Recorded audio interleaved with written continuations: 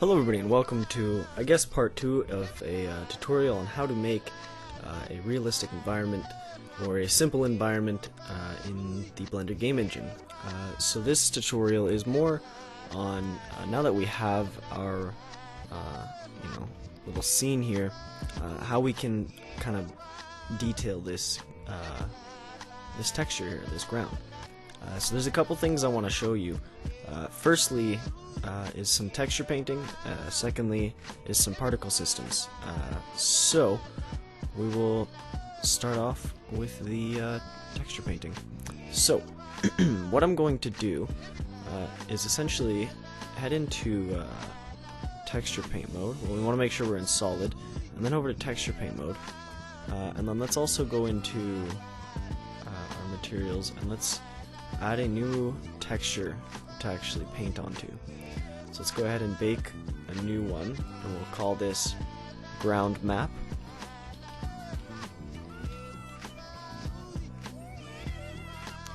And that is okay. And then we can go ahead and load it in here. Now essentially what's going to happen... Oh.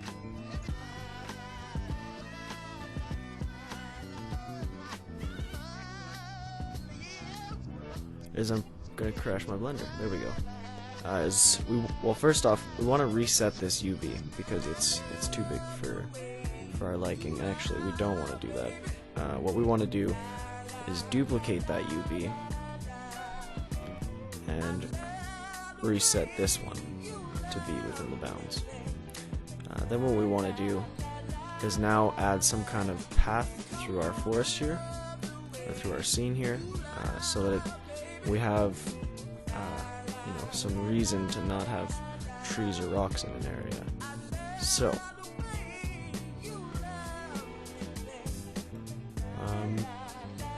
let's start over. So to adjust your brush size, you can press F, and to adjust the strength you can press Shift F. I'm just going to go ahead and draw some kind of random looking paths here. That's good enough for me.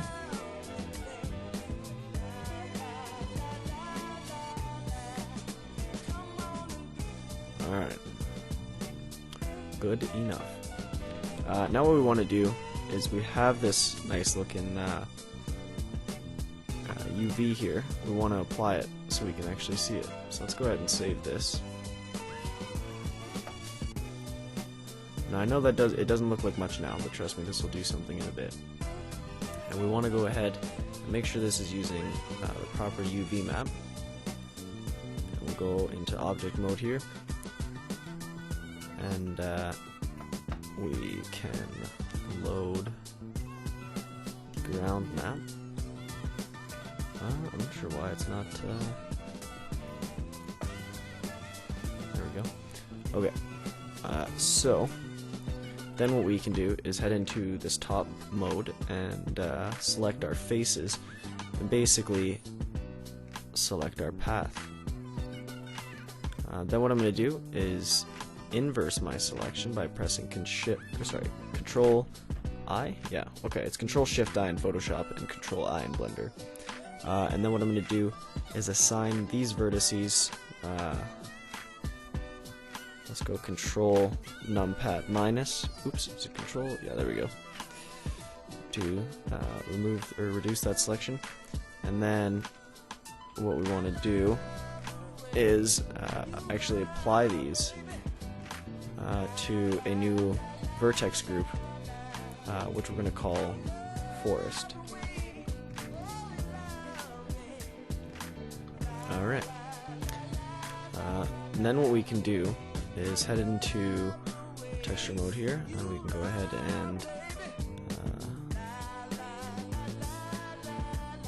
basically give ourselves a nice looking texture. So let's move this down, because this texture is going to only apply to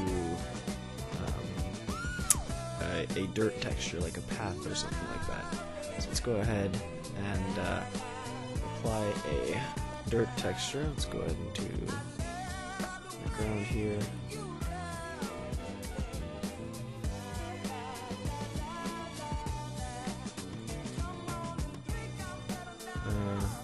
there's another one I have in mind.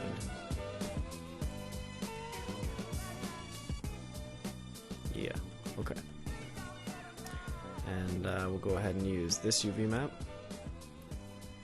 and make sure that it's under the map. So let's go ahead and enable this, and we're going to change this to a stencil and RBG to intensity, and then remove the color. And then we can also change this to, I think it's maybe multiply works best. Yeah. Okay, then what we want to do is apply some textures to this area. So we also want to make sure that these guys are using the right UV map so that our grass isn't super huge.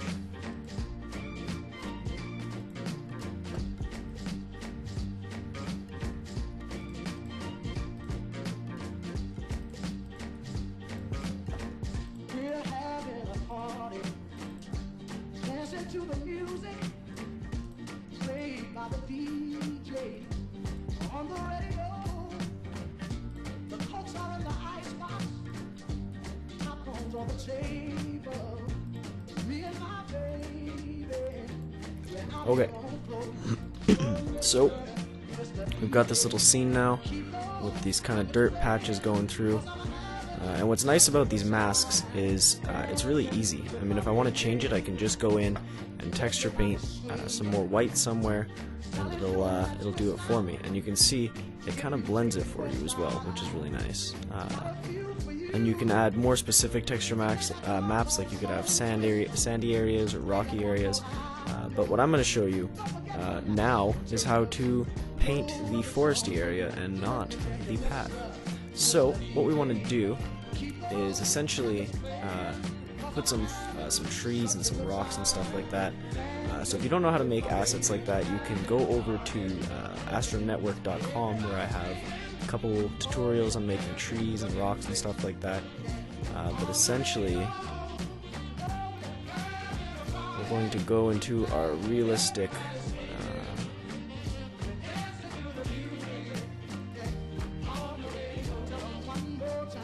okay, let's grab all of our armatures here. Let's grab all this.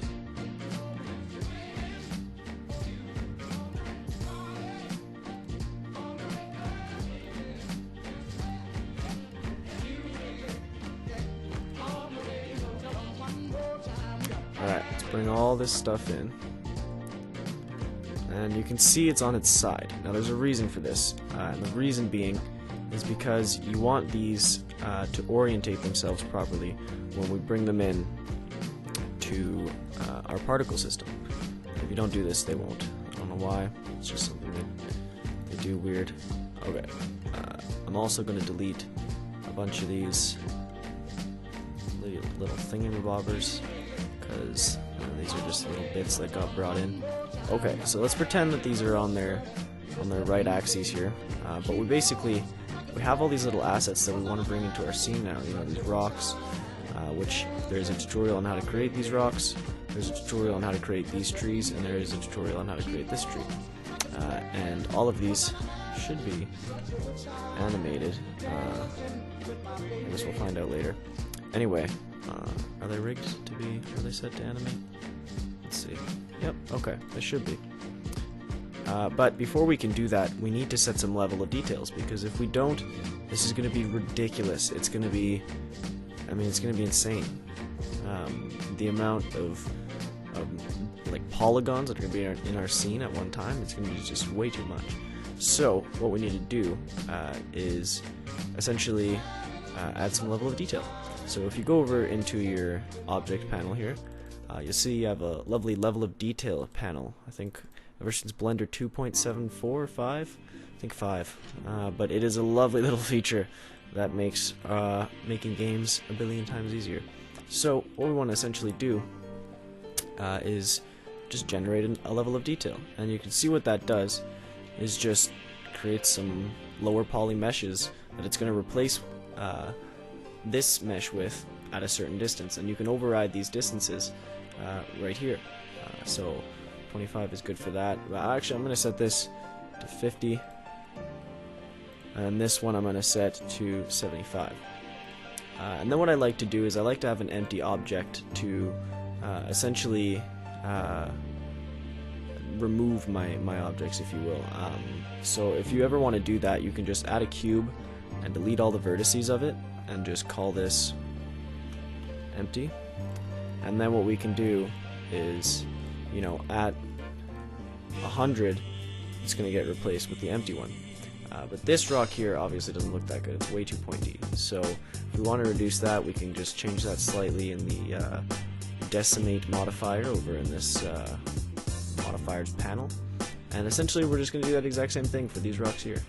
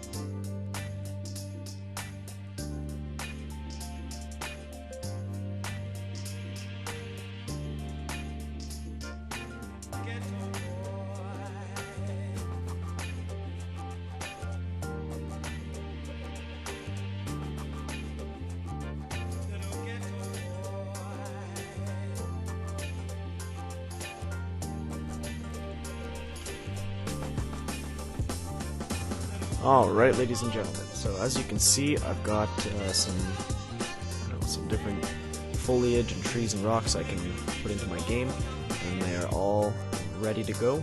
Now all I need to do is essentially assign these to some groups so that I can bring them in really easily via a particle system. So, for a lot of you, that may have gone right over your head if you don't know what a particle system is. Now, as of yet, you can't use Blender's internal particle system in the game engine. If I try, it's not available. So, what we need to do is head over to Blender Render. As you can see, now we have access to it. So, the way the particle system works is you can take objects or groups and basically splatter them across like a mesh. So you could have hairs come out of, you know, the top of a head, or you could have grass coming out of the ground. For us, we're gonna disperse all these trees and rocks and stuff like that across our scene randomly so that we don't have to copy and paste them. I think this is a much better way to do it because you can just go back into Blender Render and edit it if you have to. But I just personally think this is the way to go. So, what I'm gonna do is essentially assign these two, the tree and the tree's armature to a group by pressing Ctrl J, and then we can name that tree 1. And then we can assign these two to tree 2, and then we can assign all of these to their own group, just called rocks. And then we can assign all of these to their own group, called ferns. Now, the reason I put the trees separately is because anytime you have something with an armature, it's going to act differently if you're doing it with groups, because it'll try and disperse the armature as its own object, and it'll disperse the mesh as its own object as well, so it gets a little funky. And I can't figure out a workaround other than this. I can't figure out a workaround inside the panel. I can only find one using this method. So as long as you do that, you should be okay. So if we unhide our landscape here and move all of our objects to a different layer, except for there we go. Then head over to our landscape. This is the mesh that we actually want to disperse the items over, of course. And let's make sure that we set the origin to the geometry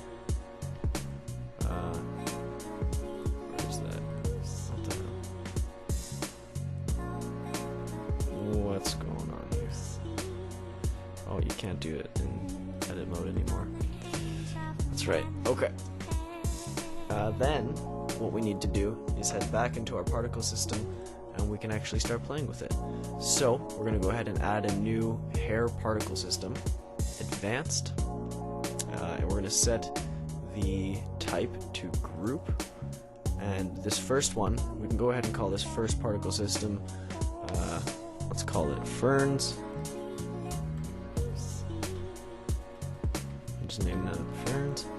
And then what we can do is we need to count. So as you can see right here, this is the number of things we're going to have. This is a lot of ferns. So let's maybe reduce that to like 300. Okay, that's better. Then what we're going to do is change the, let's see,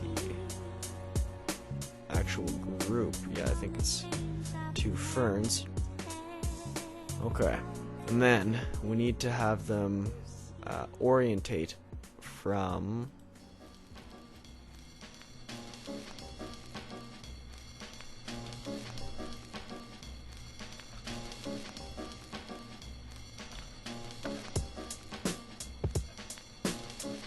okay, there we go.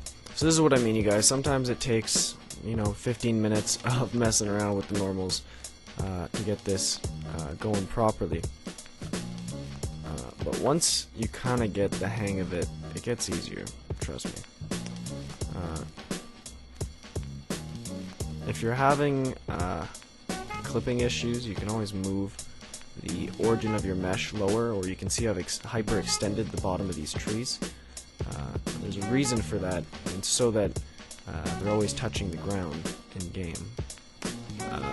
Now I know it takes a while, but once you get it, it looks good. Okay, so now we need to change this a little bit because, well, for one, they're way too small, and 2, they're on my path. They're on my path, yo. Okay, so what we want to do is make sure that this is assigned to a vertex group, forest. Maybe not. Okay.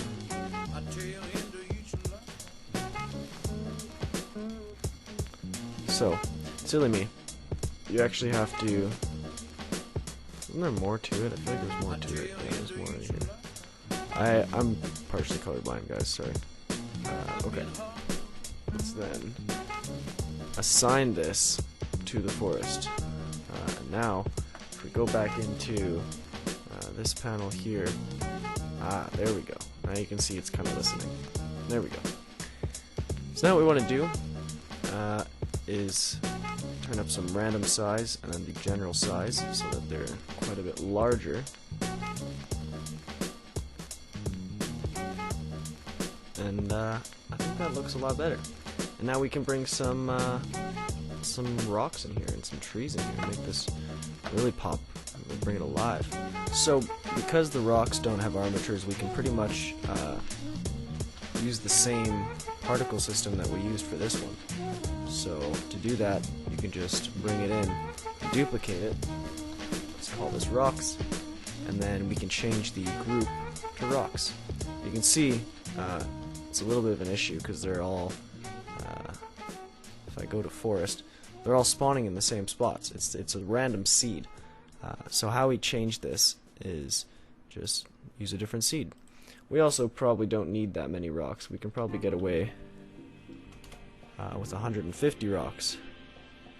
I also want to change the size so they're quite a bit bigger. And then we also want to change the rotation on them a little bit so that they have a little bit of randomness. Okay. Then what we want to do is add in some trees. So I'm going to add in a new one. It's just going to be called tree.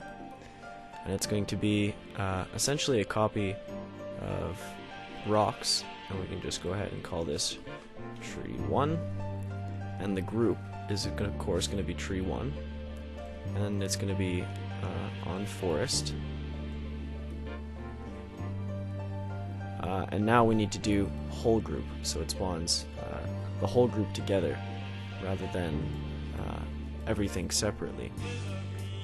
We need to turn down the random rotation on this, so we can try and orientate it ourselves, but we might have to go through and edit the... Yeah, okay. So we just have to go into here and hopefully this should do the trick. There we go. Now if we plop ourselves down in this scene here, we could probably reduce the amount of trees. Let's maybe go down to like 75 of these trees. Probably don't even need that many, to be honest. Yeah, let's go 50 of these trees. And as you can see, they're all rotating the same way, so this is where we want to get in some random rotation. Or maybe some random phase.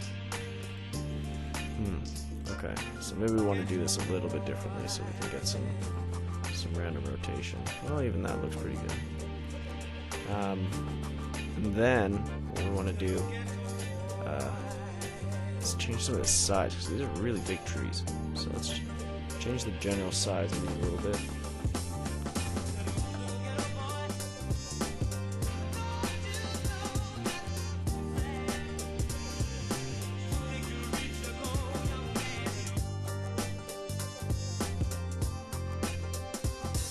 Okay. I think that should be... Okay. Enough. That's cool. And then what we can do is just bump this seed around a little bit so it's not using the same one. Duplicate it.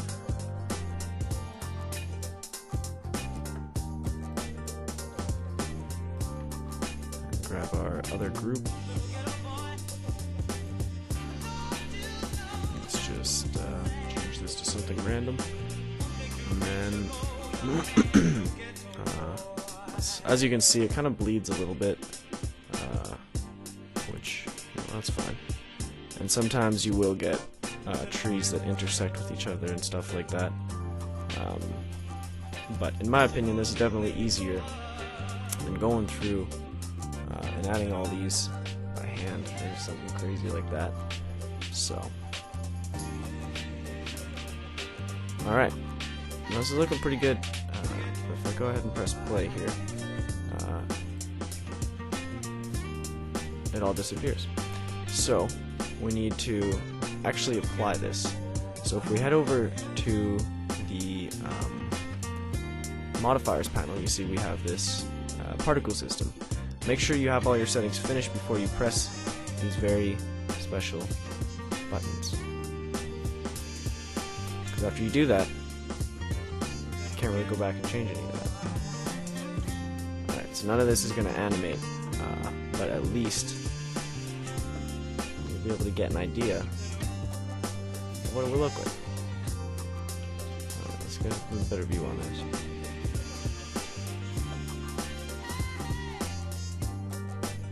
We definitely want to change the lamp settings to be quite a bit brighter. The other thing we can do is also just change the amount the shadow actually bleeds. So just make this shadow a little bit lighter, and it can look pretty nice. Let's just make sure we can see the inside of the forest, though. I do like having dark shadows, that's the thing. The contrast is really nice. Stop jumping around on me. There we go. So, I don't really have a good walking setup, maybe I'll do that in another video, but as you can see, we've got our dirt, we've got our grass, we've got all these objects, and it's not bad. So let's go ahead and get a frame rate so we can just kind of get an idea of how fast it's going. So I'm getting almost 30 frames per second, and I'm recording at the same time, bear in mind. Something else I forgot to do is enable my mist, because this really helps sell that forest feel. Ooh, look at that, misty forest. Anyways, this was more of a tutorial on, you know, generating those trees and ferns and stuff like that across your scene without, you know, taking a really long time to do it. And saving yourself a lot of trouble. So anyway, if you like this tutorial, let me know. Thanks for watching. Bye bye.